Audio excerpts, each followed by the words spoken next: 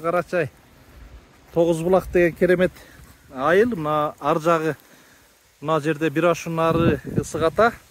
Мына ушул жерде бизден башында Абдулладан алынган Сөөлжан, андан кылыч алган, кылычтан Азиз алган. Мына ушу Азиздин чарбасына келдик. Сөөлжандар бирок мындай суу ичпей калган, кичирейип атыптыр да. Мына аз күн аябай ысыды, кичирейип атыптыр. Мына кичирейип атыптыр. Бирок жыштыгы жакшы досум, Жыштыгы орто.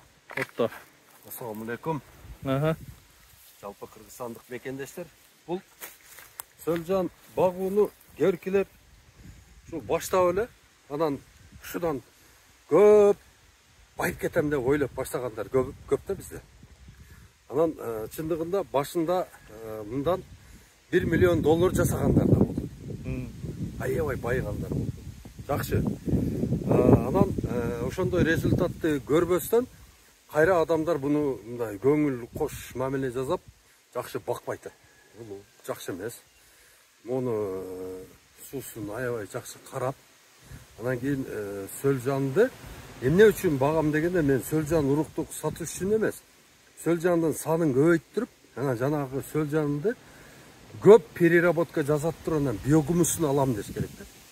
Анан кийин ушул биогумус менен алектенген болсо, сөзсүз түрдө эң эле аз дегенде бир гектар жер алыш керек. Арендага алабы же сатып алабы, алып туруп, мына ошол жерге 10 тоннадан жыл сайын бере берсе, берип ошол жерди органикага айландырып жерди.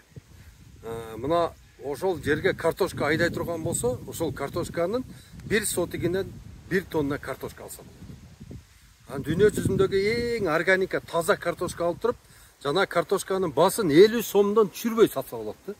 Бул деген 1 гектардан 5 миллион. Азыр мынаны алды, мисалы Азиздин чарбасында мына Сөөлжан көбөйүптүр, бирок аябай жакшы көбөйгөн.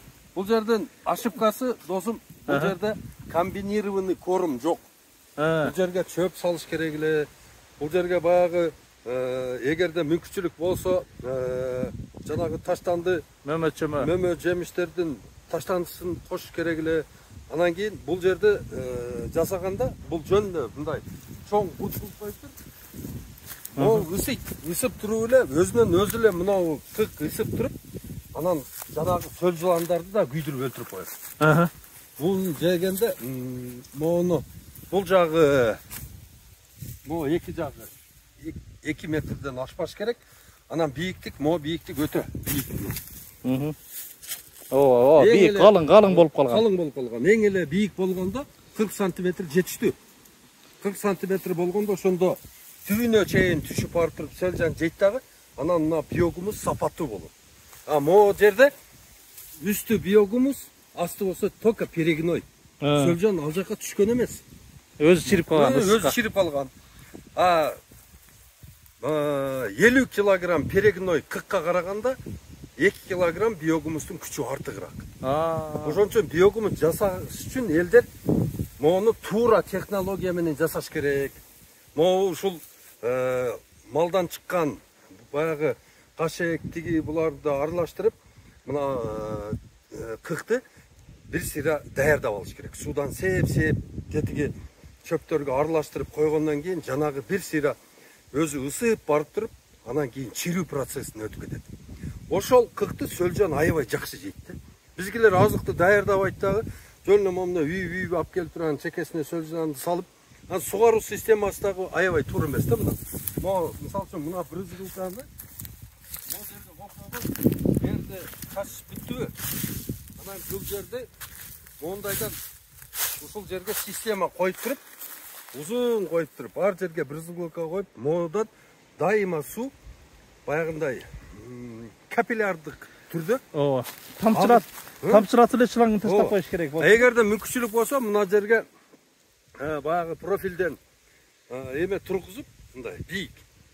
Ошол жерге баягындай туманообразный суу чачууну өздөштүрүп койсо, мына ушул кичикей эле жерден 100 тонна кыкты утуру алмаштырып, бир жылда переработка кылып койсо болот. Азиз мырзанын биогумусун бул жакка элеп коюшуптур.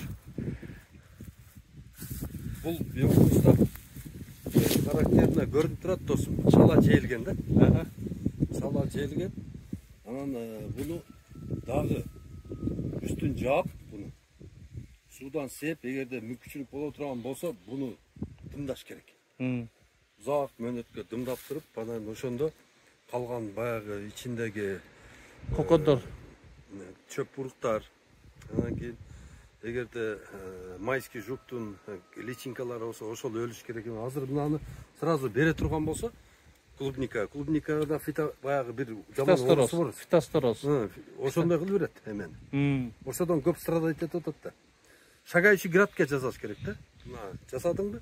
Сөлжанды бул жактан салышың керек, сөлжан тегиз жеп кетиш керек. Ошондо күкүм эле болуп калат да өзү эле. Ооба. Анан мынаны элегенде азыр бир аз майдараак эмеге салыш керек. Элекке.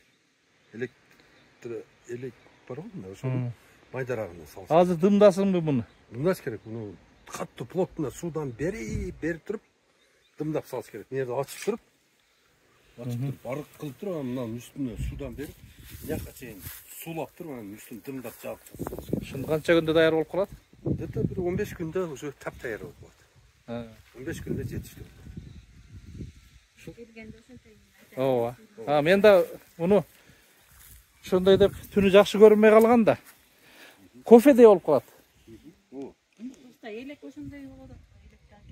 Жабылып атат да. Ассалому алейкум, урматтуу дыйкандар, жалпы эле жашоочулар, табият сүйүүчүлөр. Биз мына 5 күнгө айылында Динара, таанымал эколог Динара айымдын коросундабыз. Таза органикалык өсүмдүктөр, бүт алма мына өсүп атат. Тиякта гүл кайырлар гүлдөп атыптыр, гүлдөрү. Тиякта малина бишелек. Клубника, эски клубника. Абдулла Ташиевич кандай? Уже бышып, аябай бышыптыр, а? Ассалому алейкум, жалпы кыргызстандык мекендештер. Мына азыр жаңы келген сорттогу клубникалардан варенье жасай турган болсоңуздар, дамы да чыкпайт. Анан эстетический өзүнүн көрүнүшү дагы жакшы болбойт экен да. Анда жугундуга окшогон эле бирдеме болуп. Варенье үчүн туугандар, өзүңөргө огородко мынау мурдагы эски эле сорт, советский сорттогу клубниканы отургузганы мен рекомендация берет элем. Бунун өзү кичкей болгону менен бунун даамы аябай жакшы. Анан бунун ичинде бардык витаминдерди камтыган, анан ушудан переработкага бул аябай жакшы түшөт. Мисалыга мындан 1000 гектарлап, 10.000 гектарлап отургузганда да будан банкрот болбойсуңар да. Себеби дегенде мунун вареньясы бардык дүйнөлүк базарларда сонун сатылат. Тетигиден биз жасап көрдүк, ар кандай түрлөп сиропко дагы баягындай замачивый жасап көрдүк, дагы башка сорт немелерин жасап көрдүк. Аларга кум шекер аябай көп кетет экен. Кум шекер да көп кетет экен. Анан кийин момундай болуп туруп, баягындай дана болуп чыкпайт экен да вареньясы. Ошон үчүн бардыгыңыздарды айтамын, ким клубника отургуза турган болсо, мына кайрадан мурдагы ушул сортторго өтүңүздөр. Көрдүңүздөрбү? Уже кандай эстетикалык көрүнүш, анан будан чыккан вареньяны сатыш да жеңил болот. Аябай сонун болуп бышып атыптыр. Уже терип алдыңарбы, Динар? Бул уже бүтүп анан азыр уже гүлдөй, мына экинчи эмеси кетип атат да. Кант да. Хош экен даамы. Кана. Конфет. Кана даамда. Сонун.